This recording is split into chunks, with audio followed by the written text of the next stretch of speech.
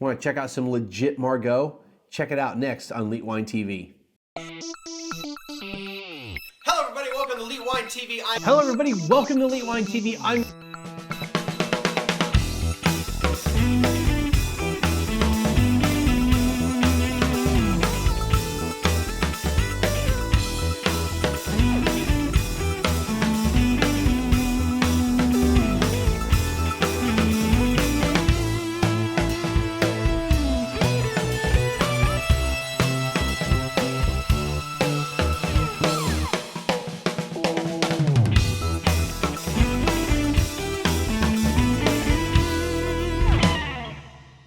Hello everybody, welcome to Elite Wine TV. I'm your host Mark Fusco here for another edition of the show. So the wine we're going to do in this episode, we're going to go over to Bordeaux, and I haven't done a Bordeaux in a while, so I'm really excited to do a little review on this.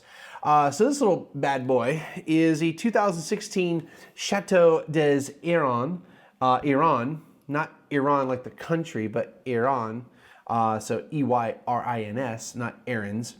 Got it at SommSelect about $72, so kind of balled out on this last year. So yeah, 2016 Bordeaux, highly rated vintage.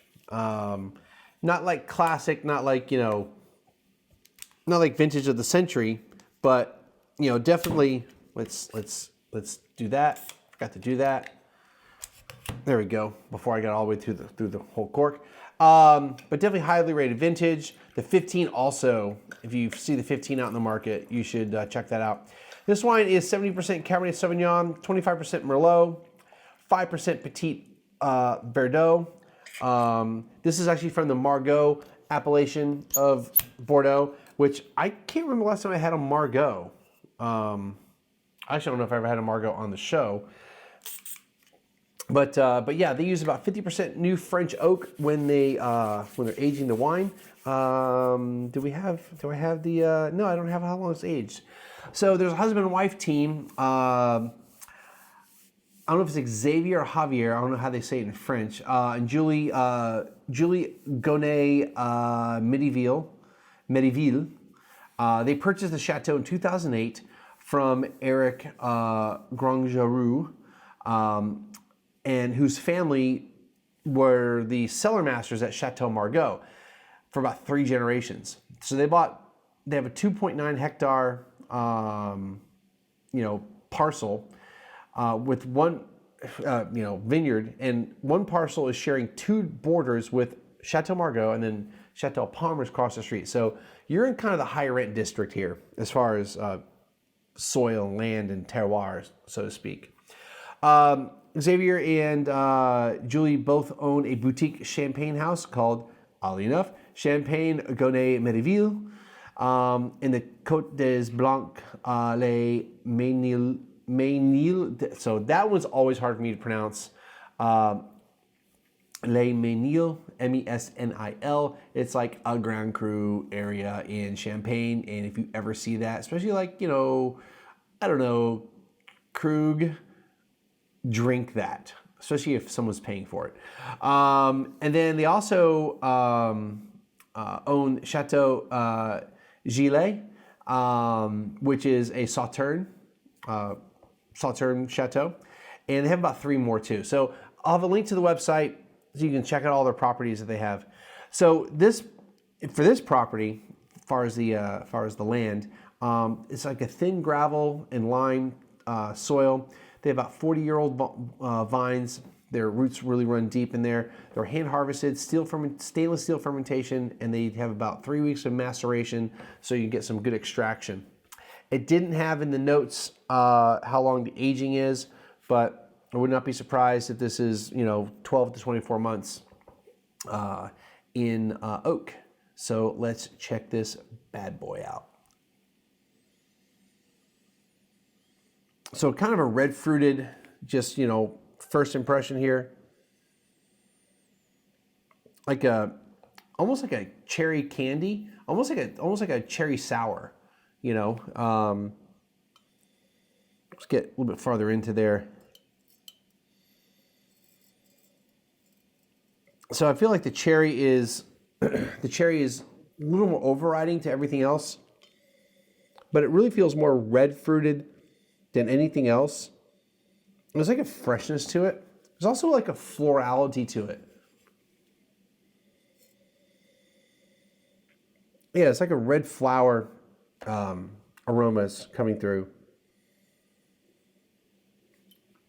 Fresh potting soil.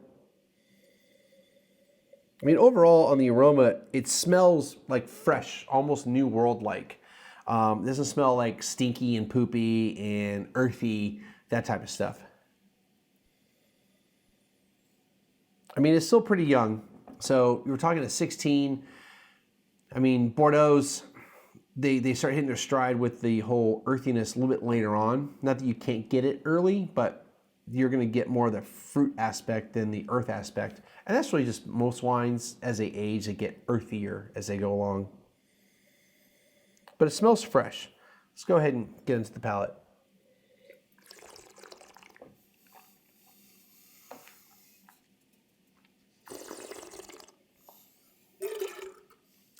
There's the Bordeaux. So all the stuff I was missing is kind of there. So again, the fruit is still kind of front and center, but the fruit kind of gets a little tart. Instead of that sweetness on the nose, it kind of turns a little tart. It's not necessarily a sour or tart cherry. It kind of shifts into this raspberry, a little bit of blackberry, but still more red fruited dominant. A little boysenberry, and then the tannin's starting to come through pretty big on the front. But there was also like that non-fruit characteristics. Pencil shaving is used a lot with Bordeaux, and I actually do get a little bit of on the palate with this. There was a touch of green to it.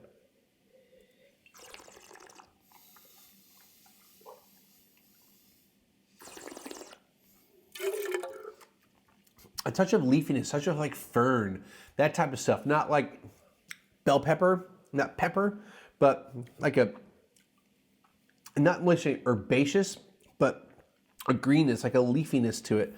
And fern is, maybe not the exact description I should be using, but something very similar to that. There's also this, like, it really does feel like I kind of bit into a pencil. It really does kind of feel like that. The tannins are actually pretty potent right now.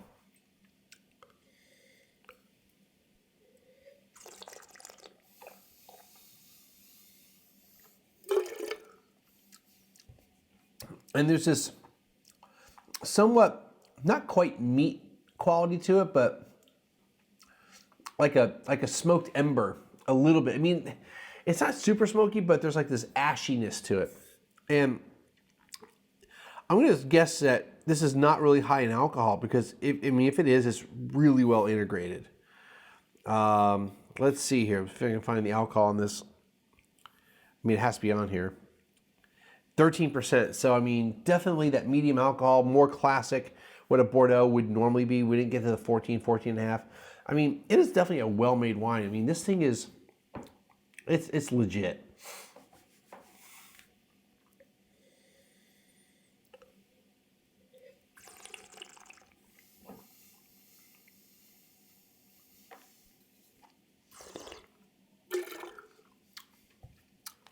That non-fruit characteristic is really coming through a little more spice kind of driven.